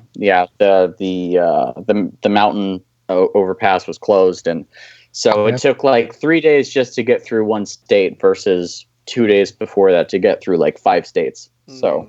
Yeah, and then you stop at a rest station that says, "This is where the Donner Party ended up cannibalizing each other." You're like, "Oh my God!" Yeah, Donner Summit is where we got stuck. So, right there. Yeah. And now we can just drive through it in a matter of hours. When we moved to Alaska from Washington, we drove up, and we took the ferry and then drove, but it was still days of driving, and I had a '99 Volkswagen Beetle. And a chunk of ice slid open the oil pan underneath the car because it's low to the ground. And so every time I would stop the car, all the oil would pour out of it. But if it was moving, it was okay. So every time we would pass gas stations, I was looking really hard to see if they were open. And there was one of them, I couldn't figure it out. And I kept looking. And then I drove off the road into the ditch. Oh, geez. All the snow washed over the front of the car and then melted in the engine. And then when I shut the car off, it just froze the engine into a block of ice. Oh, no. Oh, wow. So we got towed to a town 50 miles away. And I had to wait there for a week while they worked up. And you've been stuck in Alaska ever since. Yeah. Yeah. Damn. Yeah, but Damn. we were about 200 miles away from Fairbanks, and we were stuck there for a week. You know, Wow. now that I think about it, I'm kind of mad at my father for not coming down. Yeah. Anyway, so yeah, it's going to be an adventure. It's going to be interesting. I don't have an experience of driving in snow, so I'm kind of dreading the part where we start hitting snow. Yeah. Is that how it sounds like? No, that's me poo-pooing your being afraid of driving. I have to drive 8 hours a day in the snow for work. You probably Yeah, can put those chains in like 10 minutes, right? We don't use chains. Oh, okay. I That's special. legitimately have like PTSD from that trip from Wisconsin to California from boy. snow. You guys are not making it easier for me. No, I was in a U-Haul. I was in a 20-something foot U-Haul with the car trailer attached. Oh wow! Yeah. And making the drive pretty much by myself, and having never driven in snow before, so it was dreadful. But this is not the Joe Moving Podcast. This is the Clive Barker Podcast. Sorry for digressing there. Let me go into one of the last things I want to talk about is the fact that throughout the entire year of 2019, we also been hearing that the Books of Blood on Hulu, produced with Brannon Braga, is going to be a thing. So Clive Barker has announced that Books of Blood is going to be a TV show on Hulu, or at least first a pilot episode. And it's going to be produced and I think maybe directed by Brannon Braga. Let me check that for you. Yes, it was directed. Yeah, it was directed by him. Okay, cool. But cool. we've also heard a rumor that it's a movie and it's only going to be the Book of Blood. I think it's an anthology film. Okay. But that's what I've gathered from the Revelations interview. Okay. So Revelations says on their website that says, alongside director-writer Brannon Braga, Star Trek, Cosmos, The Orville, Clive has been writing new material to create a wealth of new and original Books of Blood stories for adaptation, and the Books of Blood began shooting in Nova Scotia in mid-October of 2019. Together with Braga's creative partner Adam Simon, a trilogy of tales tangled in space and time have been woven together for this feature for Hulu, set for release in fall 2020. So it seems like it's going to be kind of like, Creep Show or something like that. Yeah. Where there's like 3 stories in one movie. So, one story would be the Book of Blood, and then the others would be what's written on his body. Right? Yeah. So I do welcome like the return to a movie anthology format, and there's already some characters they've been announcing. So, for example, there's going to be Anna Friel, the actress is Mary. She's going to be the beautiful psychologist who has gained fame as a skeptic that debunks, the people who say they can speak to the dead. Mary she loses her. Florescu. Yeah, so she loses her 7-year-old son to leukemia and then meets with Simon, who becomes her lover and convinces her that he speaks for her dead child, which kind of departs a little bit already from the Books of Blood book and anthology stories, but okay, I'm willing to give it a shot. Britt Robertson's going to play Jenna, a hypersensitive girl who suffers from misophonia, an abhorrence of sound or loud sounds. I mean, my wife does have that. As she learns her mother is about to send her back to the farm, she steals her mother's cash and sets out for Los Angeles. That's one of the stories. And then Rafi Gavron as Simon. Okay, Simon, probably the Simon from the Book of Blood, a handsome, charismatic young man who convinces Mary that he's a ghost whisperer who speaks for a dead child. And Yul Vasquez as Bennett, a professional killer whose latest hit clues him in on a priceless book that may allow him and his wife to permanently retire. On his search for the tome, his quest leads him straight into supernatural terror. So I'm not sure if this is going to be the killer. That's got to be. That's got to be the killer that's looking for the Book of Blood. The Book of Blood. So he wants to skin Simon. Yeah. So, yeah. He's going to go, wait a minute, nobody told me this book was a person. Yeah. And there's so Hulu. I mean, this is a good time to get on Hulu. If you got Disney Plus, I think there's a package deal that gives you Hulu, Disney Plus, and maybe ESPN or something for like $12.99 a month. I'm not sure. I mean, I was told that by someone at work. Yeah, and it's $6 just for Disney Plus. So I don't know if that's a deal or not if you don't give a crap about ESPN like me. Yeah. Yeah. But you guys remember when Hulu was free? You just had to watch commercials while you were watching a TV show? I think they still have that, don't they? Yeah, they still have commercials. Do they still have commercials? But can you watch it free, or do you need a subscription? No, I have Hulu, and I think it's like either $8 or $10 a month for just the regular package. And if you're watching a movie, I think you just have a commercial before. But if you're watching a TV show, they do have commercials, almost like you do on regular cable. But I think they have like a more premium package that's like $15 or something, where there's no commercials. But either way, it's not free now. Sure. Yeah. I remember when you could watch Hulu for free and you just had to watch commercials in between. But I guess, that was early in the days of Hulu. Yeah. So I think I ran through all my stuff. What else do you guys have about moments for 2019? Ryan, do you have any more? I have one thing. I have the short story Patient K by Barbie Wilde. It was kind of fun. She released this short story individually on Amazon Kindle for like $1 or $2. It was really cheap, and so we all kind of just downloaded it and read the story and talked about it on one of our episodes. It wasn't like the full episode, but it was a crazy story, kind of in Barbie Wilde's style, which was fun to read.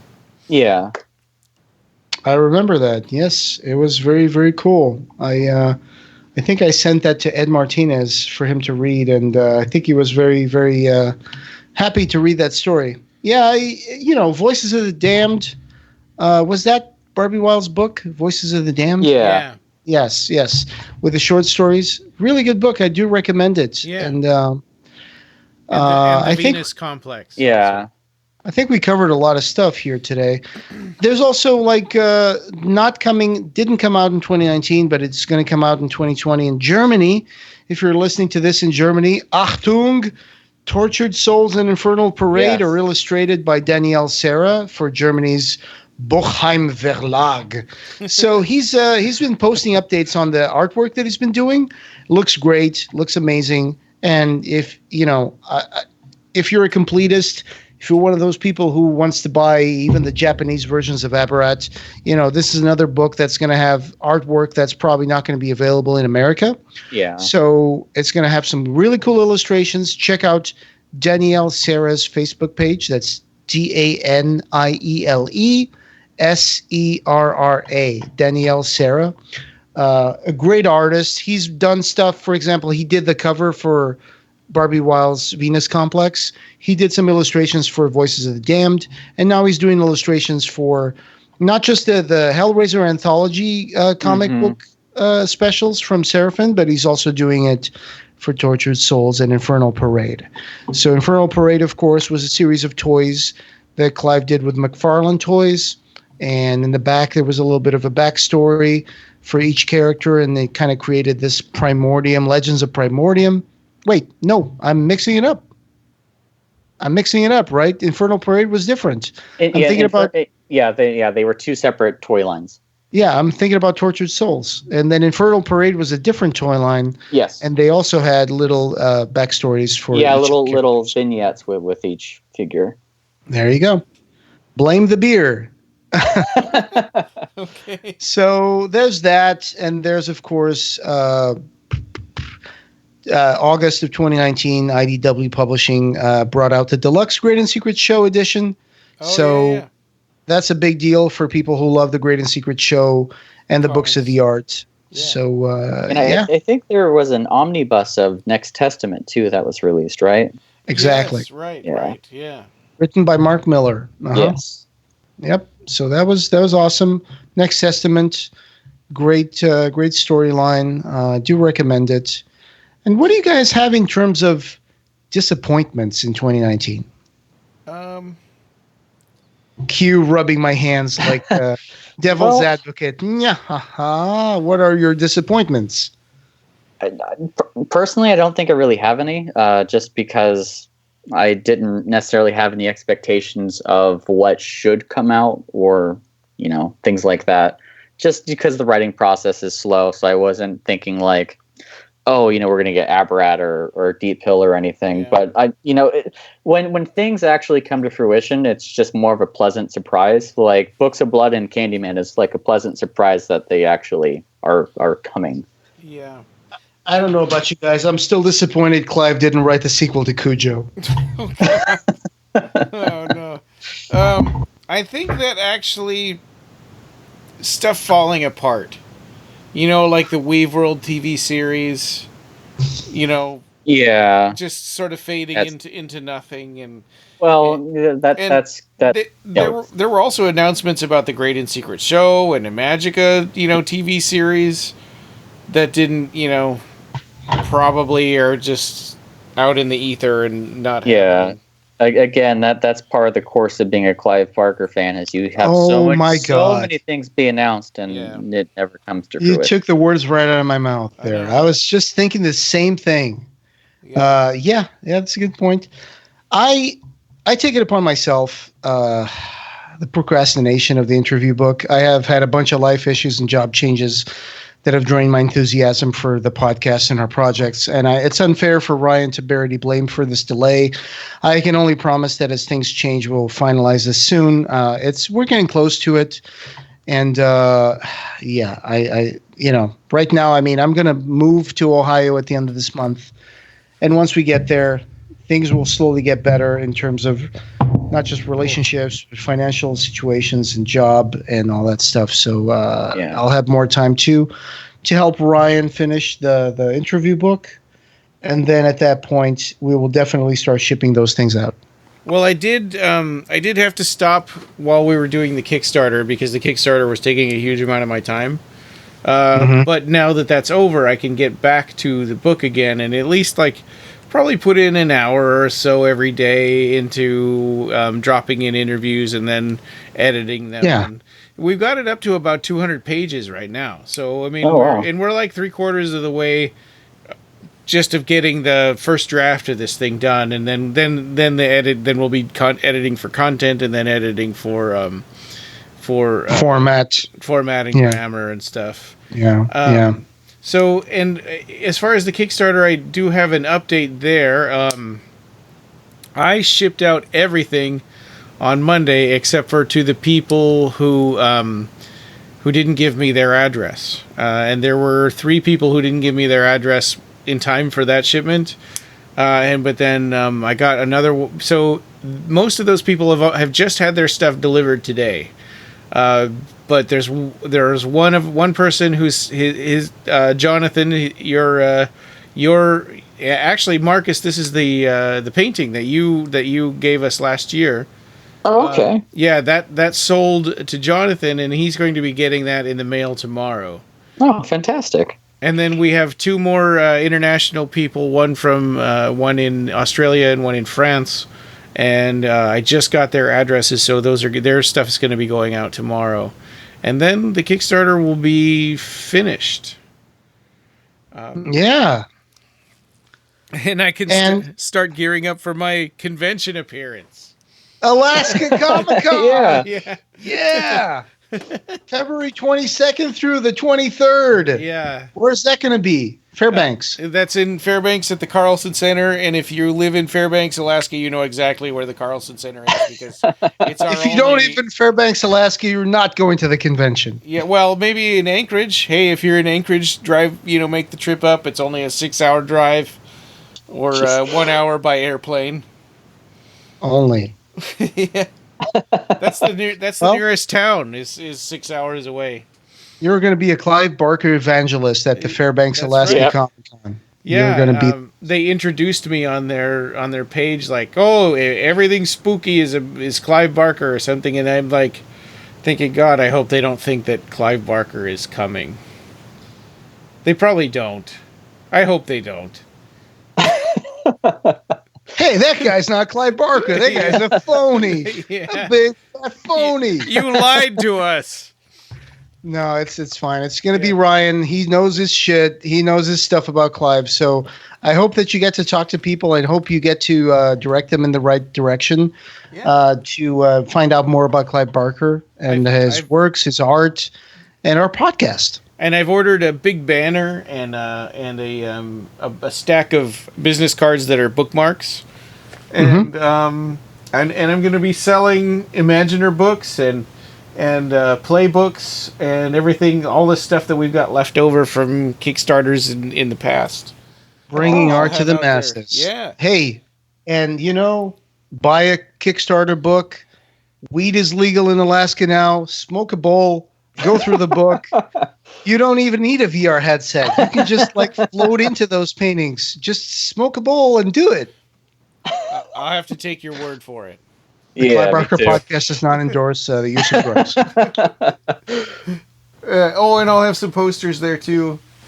And I was thinking of setting up like a slideshow or something to just photos of things that we've done and pictures of what the Clive Barker podcast is about. Oh, that's cool. So we can get, because I think that I might be the only listener in Fairbanks. So. And you can use discount code OccupyMidian to get tickets for the Fairbanks, Alaska convention, right? That's right. So for all the Fairbanks listeners out there, which is me, you can use the discount code OccupyMidian and you'll get 10% off of whatever all the stuff I'm selling. And I got a Square thing, so now I can sell stuff with a little thing attached to my phone. But yeah, go there. It's February 22nd through the 23rd. And Ryan will set you straight. He will give you Imaginer books. He will have all the information you need to become a Clive Barker fan. And you too can start reading Clive Barker books. And it will change your life, my friend. It will. And, if people come and talk to me, we may just make an episode out of the visits to the booth. So come and talk to us, and you'll be on the podcast. Yeah, give us a message. Tell us your favorite thing about Clive Barker. Just don't ask us when the next Abarat book is coming out. Yeah. Or the next book of the art. It's you're not original for asking that. Don't do that. When is the Scarlet Gospels coming out? Oh, wait, it already came out. Well, there's that. Yeah. Anyway, so stay tuned for our Abarat 3 Absolute Midnight, which will come in 2020, hopefully with Peggy O'Leary. We'll see if she wants to come back. And we will have the Imaginer series with Markus and Ryan and Joe. We will have reviews coming up at some point. So it's going to be a great year. It's going to be a great 2020 year. Yeah, looking forward to it. All right. Absolutely. And this podcast, having no beginning, will have no end. You can find the show notes for this episode and join the discussion over at www.clivebarkercast.com. We've got an archive of past episodes, news, features, and reviews, along with all the ways you can connect with us. You can subscribe on every other place you can find podcasts. Share your thoughts with us and share our podcast with your friends. The Clive Barker Podcast, or BarkerCast, is an independent editorial podcast and news blog that's not affiliated with or under contract by Clive Barker or Seraphim Inc. This is a labor of love by the fans for the fans. Thanks for listening.